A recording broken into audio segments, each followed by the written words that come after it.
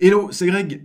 Dans cette vidéo, vous retrouverez un ensemble de conseils, de méthodes et d'explications pratiques pour vous accompagner au mieux dans votre parcours vers l'obtention du permis. Je vais essayer de vous apprendre à conduire, mais surtout, je vais vous guider vers la réussite de votre examen. Car savoir bien conduire, c'est bien, mais ça ne va pas forcément suffire. Ce contenu a été structuré pour que chaque personne, quel que soit son niveau, y trouve son compte. Vous découvrirez les fondamentaux de la conduite et les meilleures pratiques pour rouler avec assurance. L'objectif est simple. Vous transmettre des méthodes efficaces, que ce soit pour progresser au quotidien ou pour bien préparer votre examen, dans un format accessible et direct. Je vous accompagnerai pas à pas en partageant des astuces et des exemples concrets pour chaque étape.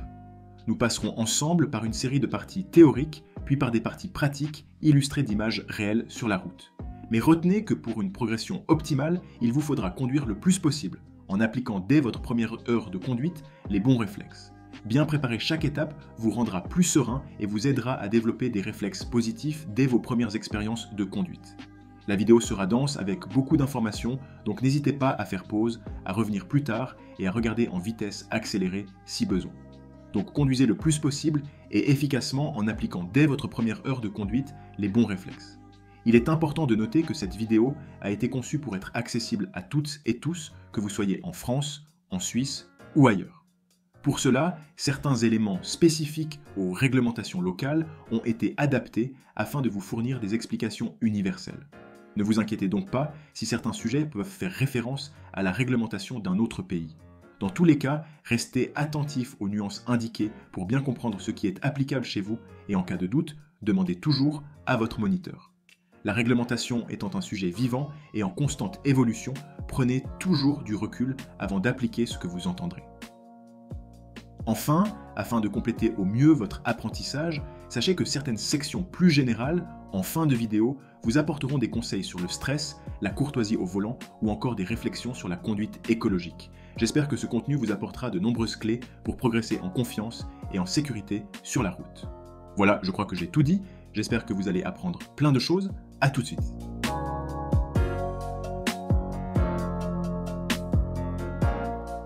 À présent, passons à la section suivante, la connaissance et le fonctionnement du véhicule.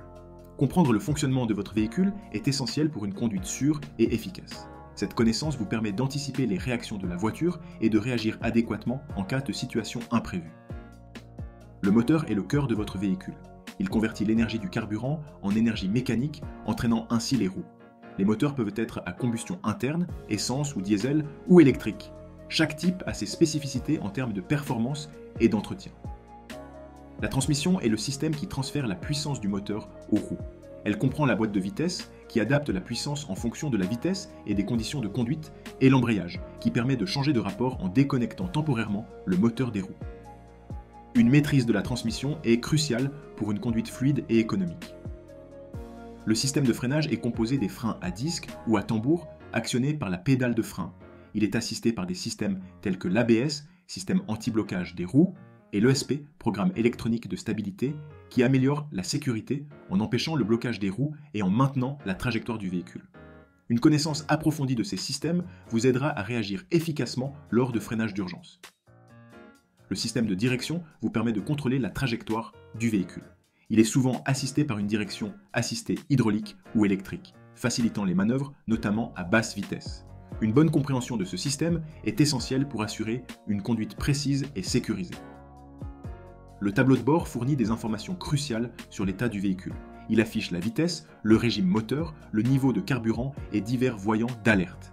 Savoir interpréter ces indicateurs vous permet de détecter rapidement d'éventuels problèmes et d'agir en conséquence. Les systèmes d'éclairage et de signalisation sont indispensables pour voir et être vus. Ils comprennent les phares, les feux arrière, les clignotants et les feux de détresse. Une utilisation appropriée de ces systèmes est essentielle pour communiquer vos intentions aux autres usagers de la route et assurer une conduite sécurisée. En vous familiarisant avec ces composants et leur fonctionnement, vous serez mieux préparé à conduire de manière sûre et efficace, tout en prolongeant la durée de vie de votre véhicule.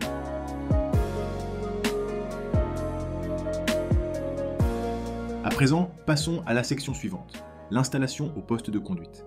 L'un des principes de base pour garantir votre sécurité sur la route est de vérifier que votre véhicule est dans les bonnes dispositions pour rouler.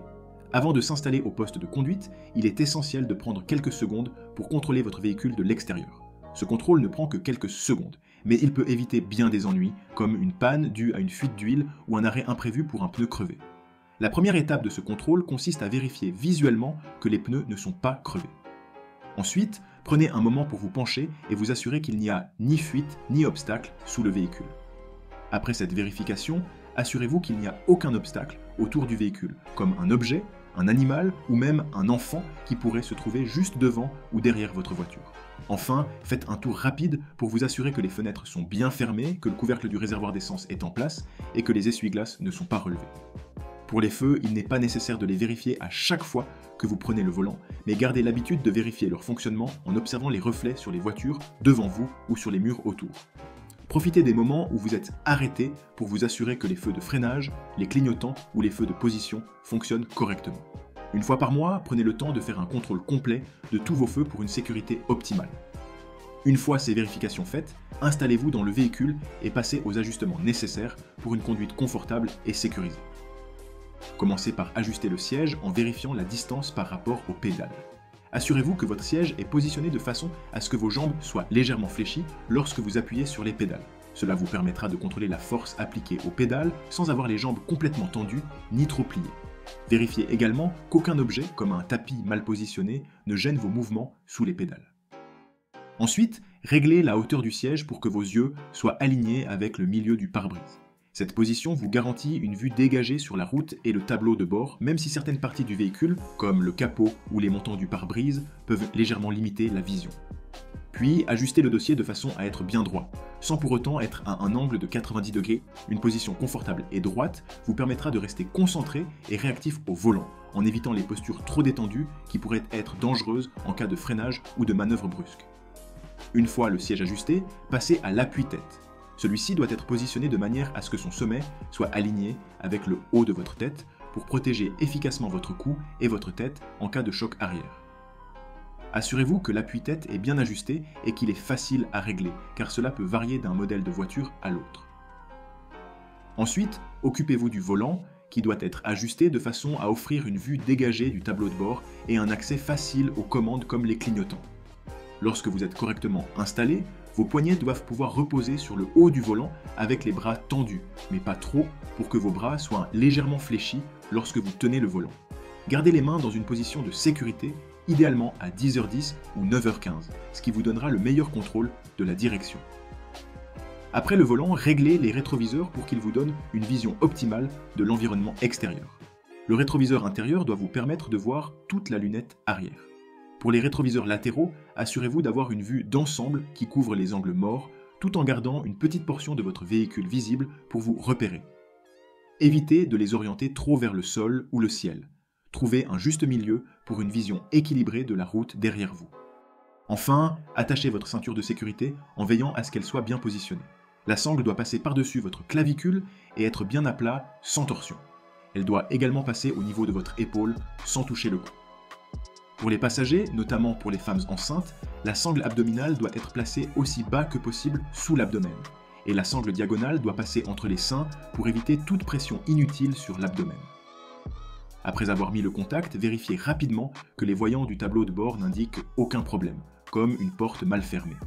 Avant de partir, assurez-vous d'avoir suffisamment d'essence pour éviter de devoir vous arrêter en urgence en cours de route. Enfin, n'hésitez pas à consulter le manuel de votre voiture pour mieux comprendre certains réglages et particularités de votre véhicule, ce qui peut s'avérer très utile, notamment lors de l'examen. Pour votre examen, prenez soin de vérifier rapidement tous ces réglages, même si vous n'avez pas besoin de refaire l'intégralité des ajustements. Montrez à l'expert que tout est en ordre en faisant un tour d'horizon visuel de vos rétros et de votre position avant de démarrer.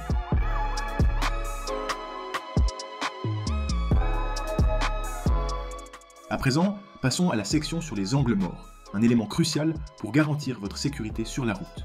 Les angles morts représentent les zones que vous ne pouvez pas voir directement depuis votre position au volant, même en utilisant vos rétroviseurs. Pour bien les comprendre, imaginons la vision globale depuis la place du conducteur. Face à vous, vous avez la vision directe. C'est ce que vous voyez en regardant droit devant. Ensuite, il y a la vision périphérique, celle qui englobe les côtés et que vous pouvez observer en bougeant les yeux ou légèrement la tête. Derrière, vous avez la vision indirecte, visible grâce à vos 3 rétroviseurs. Enfin, les angles morts sont les zones visibles uniquement en quittant les yeux de la route et en tournant la tête.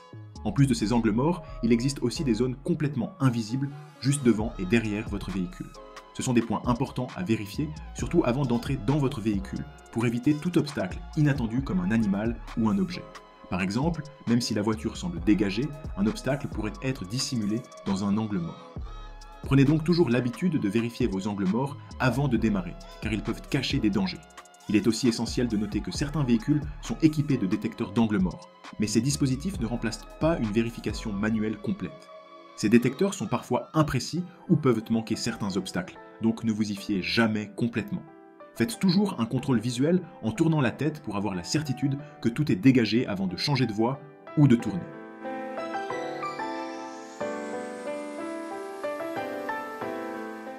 À présent, passons à la section suivante concernant les voyants, un aspect essentiel pour assurer votre sécurité et comprendre l'état de votre véhicule.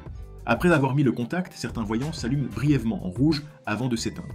Il est normal de voir ces voyants s'allumer brièvement lors de la mise en marche du véhicule. Ils indiquent que le système est en cours de vérification. Ne vous inquiétez donc pas si certains voyants apparaissent brièvement, mais faites attention s'ils restent allumés après le démarrage. Lorsque le moteur est en marche, un voyant qui reste allumé, surtout en rouge, indique souvent un problème qui peut nécessiter votre attention.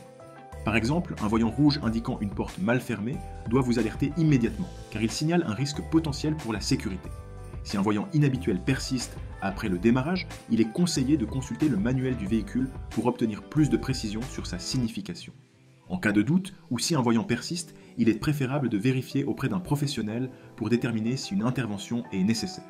N'attendez pas que la situation s'aggrave, car certains voyants peuvent signaler des problèmes qui, s'ils sont ignorés, peuvent entraîner des réparations coûteuses ou même mettre en danger votre sécurité sur la route.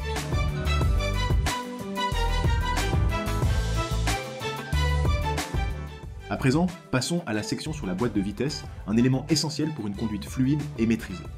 Dans ce module, nous allons d'abord comprendre quand il faut changer de vitesse, puis aborder les notions de sur-régime et de sous-régime, et enfin parler des sauts de vitesse.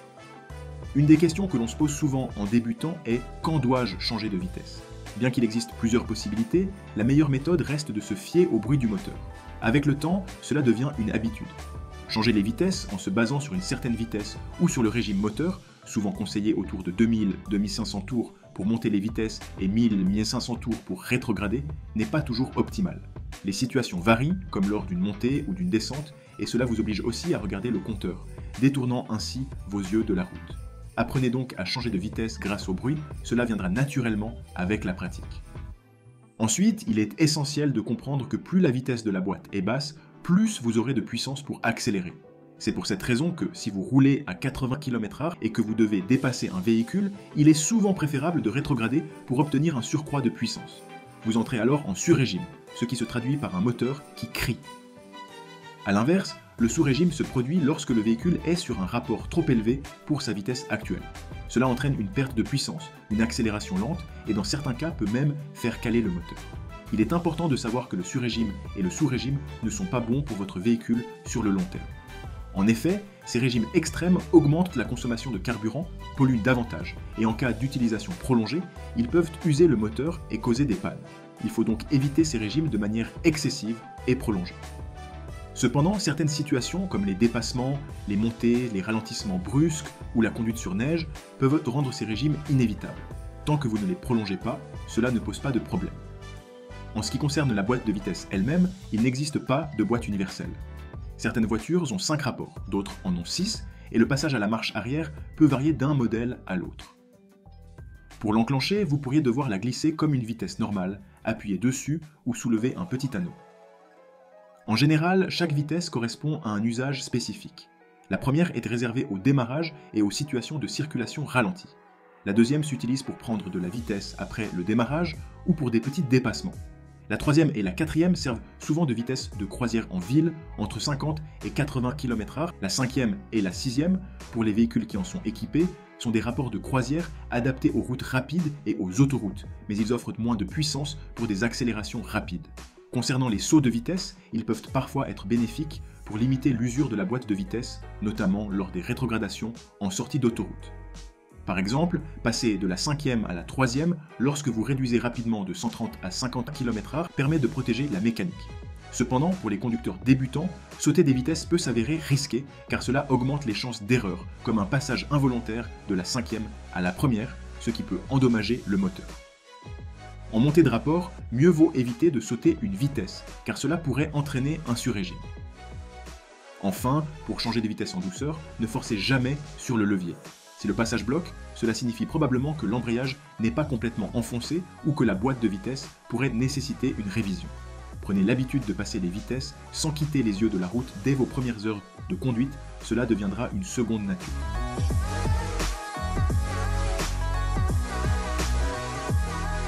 Dans ce module, nous allons aborder l'anticipation, un aspect fondamental pour une conduite sécurisée et efficace. L'anticipation, c'est la clé de la réussite. Savoir où placer ses yeux, savoir ce qu'il faut chercher et où le chercher sont autant de questions essentielles auxquelles nous allons essayer de répondre. Le plus important, je le répète, c'est votre sécurité et celle des autres. Si vous ne pouvez pas anticiper les dangers et les événements autour de vous, vous ne serez pas capable de réagir à temps, ce qui peut mener à des accidents. Ce qui se passe devant vous est crucial, mais ce qui se passe derrière vous l'est presque tout autant. L'objectif de l'anticipation est d'avoir toujours une longueur d'avance. Par exemple, si vous voyez une personne sur un trottoir qui regarde de l'autre côté de la route, que ce soit un enfant, une personne âgée ou même quelqu'un dont le comportement semble inattendu, cela ne signifie pas forcément qu'elle va traverser soudainement, mais vous devez envisager cette possibilité. Cela vous pousse à ralentir, à rester attentif et à être prêt à freiner si nécessaire. L'anticipation se décompose en 3 étapes. Observer, analyser ou interpréter et réagir. Observer signifie capter le maximum d'informations dans votre environnement. Analyser consiste à interpréter ces informations pour comprendre ce qu'elles impliquent. Enfin, réagir signifie adapter votre conduite en fonction de votre analyse de la situation. Pour une anticipation optimale, il y a 4 points essentiels. Un regard lointain, large, actif et intelligent. D'abord, un regard lointain vous permet d'anticiper sur une plus grande distance. Ensuite, un regard large vous aide à ne rater aucun indice dans votre environnement. Avoir un regard actif signifie éviter de rester fixé sur une seule partie de la route. Vous devez balayer l'ensemble du champ de vision. Enfin, un regard intelligent utilise tous les outils à votre disposition, comme les rétroviseurs, pour obtenir une vision complète de votre environnement. Anticiper, c'est apprendre à repérer des indices qui vous aideront à réagir. Imaginez que durant votre examen, on vous dise que vous pourriez trouver des lingots d'or sur le trottoir. Vous seriez naturellement plus attentif et auriez davantage de chances de les remarquer, car vous sauriez ce que vous cherchez. C'est la même chose en conduite. Savoir ce qu'il faut chercher augmente vos chances de le repérer. Les indices se divisent en 2 catégories, explicites et implicites. Les indices explicites sont ceux qui sont clairs et facilement identifiables, comme les panneaux de stop, les marquages au sol, par exemple les flèches de direction, les feux de signalisation, les autres usagers avec leurs clignotants, les balises de travaux ou encore des piétons sur un passage piéton. Ce sont des signaux manifestes qui ont été conçus pour être visibles et compréhensibles par tous. Les indices implicites, quant à eux, sont plus subtils et nécessitent une interprétation. Cela peut inclure des éléments comme un ballon sur la route, souvent signe qu'un enfant est à proximité, un animal qui traverse, la météo qui affecte les conditions de visibilité, un piéton en dehors d'un passage piéton, ou encore un autre usager qui pourrait être masqué par un bâtiment ou un camion. Heureusement, l'anticipation est une compétence qui se développe avec l'expérience. À force de conduire, vous apprendrez à détecter la plupart des dangers et à réagir de plus en plus rapidement. Avec le temps, vous deviendrez plus attentif aux nombreuses situations de conduite, ce qui augmentera votre capacité à anticiper et à agir pour garantir la sécurité de tous.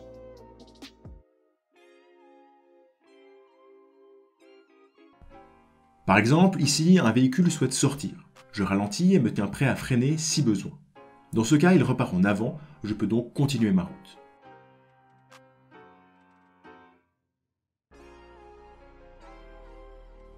Ici, le véhicule qui vient de face a la priorité. Cependant, il indique clairement, grâce à un appel de phare, qu'il me laisse la priorité. Dans ce cas, je m'engage en restant prudent.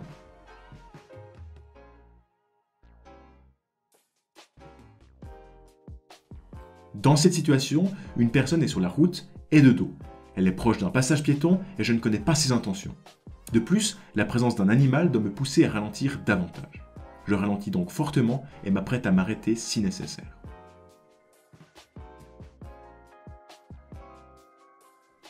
De loin, on peut apercevoir l'avant d'une voiture qui a l'intention de s'engager. Sa vue étant obstruée par un autre véhicule, elle n'a donc aucune visibilité sur mon arrivée. Même si j'ai la priorité, je ralentis et laisse le véhicule s'engager.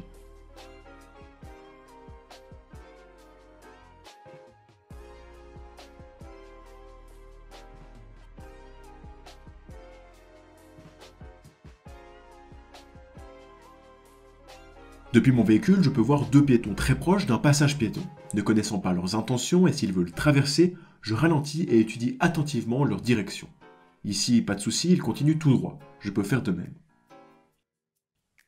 Ici, on ne le voit pas très bien, mais un garçon vient de traverser sa haie pour aller chercher un ballon sur la route.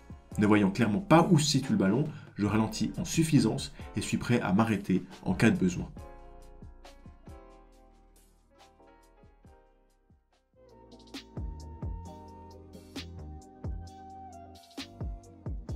Dans ce module, on va aborder le RTI. Alors le RTI, qu'est-ce que c'est? Le RTI, c'est l'acronyme de rétro, tête et indicateur, ou clignotant si vous préférez. Et c'est le meilleur moyen d'assurer votre sécurité. C'est vraiment un élément essentiel de votre préparation, si ce n'est le plus important. Si vous maîtrisez ça, vous avez presque déjà gagné. Alors, d'une région à l'autre, un terme différent est utilisé, mais ça veut toujours dire la même chose. C'est les mouvements nécessaires avant un changement de voie ou de trajectoire. C'est un processus qui vous permet de vous assurer que vous pouvez vous déplacer en toute sécurité en l'indiquant aux autres usagers. Alors, quand le faire? En général, à chaque fois que vous devez tourner, changer de trajectoire, vous rendre visible tout simplement, vous êtes censé faire un RTI. Ça peut être une sortie de giratoire, un dépassement, un changement de voie, une sortie de place de parc, un changement de direction, un obstacle à franchir, bref, vous devrez l'utiliser souvent. Souvent, les élèves savent quand il faut mettre le clignotant, et pour faire simple, le RTI doit toujours précéder le clignotant. Donc si à un moment vous pensez qu'il faut mettre le clignotant, vous devez obligatoirement faire le RTI. L'importance du RTI peut varier d'un expert à l'autre, mais il ne pourra jamais vous le reprocher. Dans certains cas, il peut pas forcément être très utile, mais faites-le tout de même à votre examen. Dans d'autres cas, souvent, il est indispensable, comme par exemple sur un changement de voie sur l'autoroute où un RTI est plus que nécessaire. Et du coup, peut-être que maintenant, c'est encore pas très clair. Comment on fait alors un RTI? Alors, c'est assez simple. Déjà, il faut savoir dans quelle direction on va se diriger. Imaginons à gauche. Il faut le faire assez en avance, et une fois qu'on s'est décidé, on fait un premier contrôle sur le rétro central. On replace rapidement les yeux devant soi, on tourne la tête sur le rétro latéral gauche, et on vérifie que la voie est libre. Puis, on contrôle l'angle mort en faisant passer sa tête par-dessus l'épaule et en vérifiant par la fenêtre latérale arrière. C'est un processus qui est très rapide. Ça doit prendre 1 seconde 30 maximum. L'idée, c'est vraiment pas de se mettre davantage en danger en quittant les yeux trop longtemps de la route. Une fois que vous avez contrôlé l'angle mort et que la voie est libre, vous ramenez directement vos yeux sur la route. Vous enclochez ensuite votre indicateur à gauche pour confirmer et informer les autres usagers de votre changement de voie ou trajectoire. Après avoir changé de voie et que vos 4 roues sont alignées, vous pouvez enlever l'indicateur. Avant de passer à la section suivante, j'aimerais juste vous montrer une courte vidéo d'un conducteur qui a regardé trop longtemps son angle mort.